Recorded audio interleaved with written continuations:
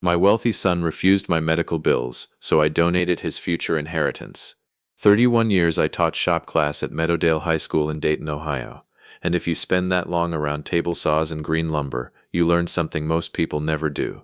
You can tell when a board's gone bad on the inside before it ever splits open on the outside. The grain gets a little too quiet. The color's off just enough. You tap it and the sound comes back wrong. My son Bradley was like that for longer than I want to admit, and I didn't want to hear the sound.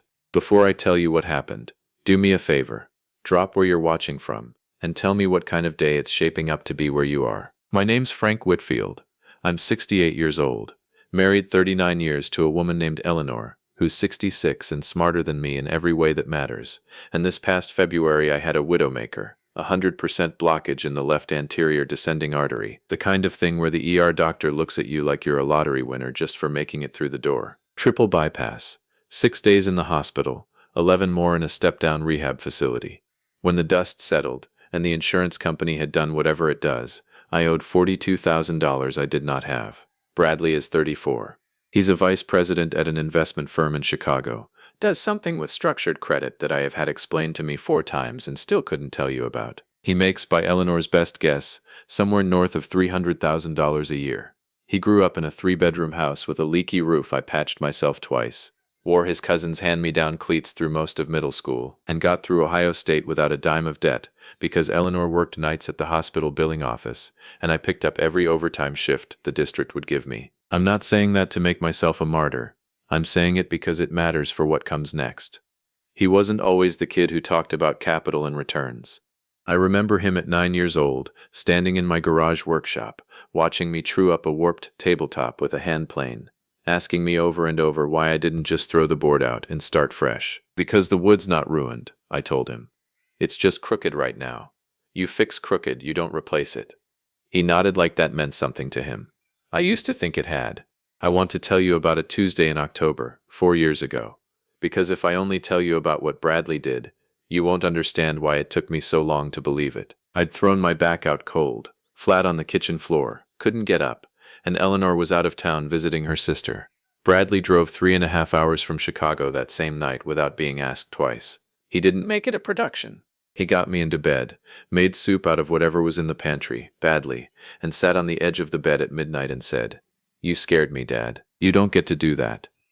Then he stayed 2 more days, missed a work call he was supposed to be on, and never once mentioned it afterward like it was a favor he was owed. That was Bradley too. That's the part that made this hard. So when I called him in March, 3 weeks after I was home from rehab, and told him what the bills looked like, I expected the son who drove 3.5 hours in the dark. Instead there was a pause, the kind where you can hear someone doing math in their head, and he said, "Dad, I want to help, but I need you to understand this from a numbers standpoint. You're 68. Best case, this buys you what, 10, 15 good years? That's a hard return to justify against 42 grand I could be putting into an account that compounds for the next 30. I sat with the phone against my ear in my own kitchen and didn't say anything for what felt like a long time. "It's not personal," he said. "It's just how I look at everything now. I look at my own spending the same way." "I'm not a spreadsheet, Bradley," I said. "I know that," he said, and I could hear that he meant it, and that somehow made it worse, not better. I think about it as, is this the highest use of the capital? That's all. We hung up polite. We always hang up polite. That's a Whitfield thing, I think. Or maybe it's just a Midwest thing. Here's the part where I have to be honest with you about the timeline, because it matters. This wasn't the only time. 2 years before, when Eleanor's mother needed a used car after hers finally quit, Bradley had sent a long text about depreciation curves instead of writing a check. When my hip started going, and I mentioned physical therapy copays over Thanksgiving, he'd changed the subject to a rental property he was closing on in Naperville. Each time, small enough to let go. Each time, I let it go. A board doesn't split the first time it's stressed. It splits the 5th or 6th time, in the exact spot where it was always weak. I didn't sleep the night of that phone call. Eleanor found me at 4 in the morning at the kitchen table, with the invoices spread out like a hand of cards I'd been dealt and didn't want. He said it's not the highest use of the capital, I told her. She didn't yell. Eleanor's never been a yeller. She sat down, read through the stack, and said, "Then let's find a use for it he'd respect even less." I didn't understand what she meant, not right away. It took her explaining it twice. The house on Kettering Avenue was paid off outright in 2019, appraised that spring at $218,000, and it was, by any normal accounting of things, the biggest asset Bradley stood to inherit. Eleanor's idea wasn't revenge, not the way she framed it, though I won't pretend some part of me didn't feel that pull. Her idea was that the same clinic that had kept me alive, the Fairview Community Health Center on Wayne Avenue, the one that runs almost entirely on donations and a skeleton crew of nurse practitioners, the one where a woman named Dr. Louise Bennett had sat with me for 40 minutes explaining my discharge plan when my own son wouldn't take a phone call. That clinic needed a permanent home. Their lease was up in 18 months and the landlord wanted to triple the rent. We didn't tell Bradley any of this while we were doing it. That's the part I want to be straight about, because some people will say that's sneaky, and maybe it was, but we weren't hiding a crime. We were making a decision about our own property, quietly, the way you'd want to make any decision that somebody else might try to talk you out of before you'd finish thinking it through. We met with a lawyer named Gary Pruitt, a soft-spoken man Eleanor had known since her hospital days, and over 6 weeks he walked us through what it meant to deed the house to the clinic's nonprofit foundation, with a life estate clause that let Eleanor and me keep living there until we didn't need to anymore. The clinic would inherit the house outright when we passed, sell it or use it, whichever served them better. Gary asked us twice if we understood we were essentially disinheriting our only child. We told him we understood. That summer, on the 4th of July, at a cookout at his sister-in-law's place in Naperville, Bradley told a story to a yard full of people that got back to us second-hand from Eleanor's niece. He'd just closed on a second rental property and made VP a year ahead of schedule, and he'd apparently said, laughing, holding a beer, "Some people spend their whole life working for security. I figured out you can just build it, if you're smart enough about where the money goes." Somebody asked about his parents, whether they needed help with anything, and he'd waved it off. "They're fine. My dad's stubborn. He'll figure it out. I can't run my whole financial life around covering for other people's decisions." He believed it, standing there in that backyard. He believed he'd built something that couldn't be touched. The deed was signed and recorded on September 9th. We didn't say a word to him. He found out on a Thursday afternoon in late October, 7 months after that first phone call, when the Montgomery County Recorder's Office sent a standard notification letter to the address on file as next of kin. A formality Gary had told us was routine and unavoidable, not something we could have stopped even if we'd wanted to. Bradley called me 40 minutes after the letter must have hit his mailbox in Chicago, because he'd apparently had someone check the recorder's site the same day. "Is this real?" he said. "No, hello. Did you actually give the house to a clinic?" "We did," I said, without talking to me. Dad, that's my inheritance. That's family property." "It was our property," I said. "We talked about it plenty, just not with you. This is insane. This is spite.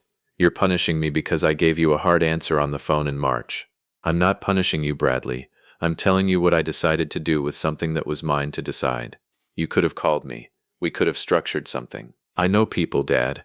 I could have set up a trust. There were a dozen better ways to." "There weren't better ways for me," I said, and I could feel my own voice shaking. Not from anger exactly, more like the shaking you get after you've finally set down something heavy. "You told me I wasn't the highest use of the capital, so I found something I thought was." There was a long silence on the line, long enough that I checked the screen to see if the call had dropped. "That's not fair," he said finally, quieter. "I was being honest with you. You always said you wanted honesty over people telling you what you want to hear." "I did want that," I said. "I just didn't know it'd come with a return on investment calculation attached to my heart surgery." He didn't have an answer for that one. I'll give him this. He didn't try to talk his way past it. I heard him exhale, long, and when he spoke again some of the fight had gone out of his voice. "I don't know what you want me to say, Dad.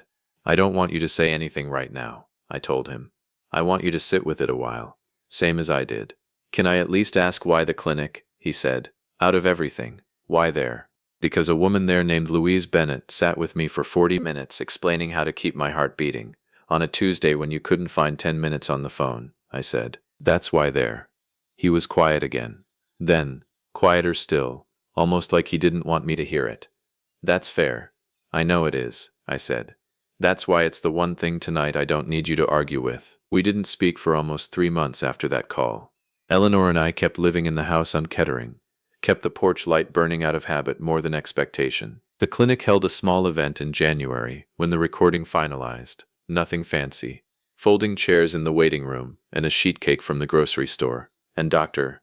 Bennett said a few words about continuity of care that made Eleanor cry and made me feel, for the first time in almost a year, like the $42,000 and everything after it had landed somewhere solid, instead of just disappearing into the space between my son and me. Bradley called again in early February, the week of my birthday, and this time he didn't open with an argument.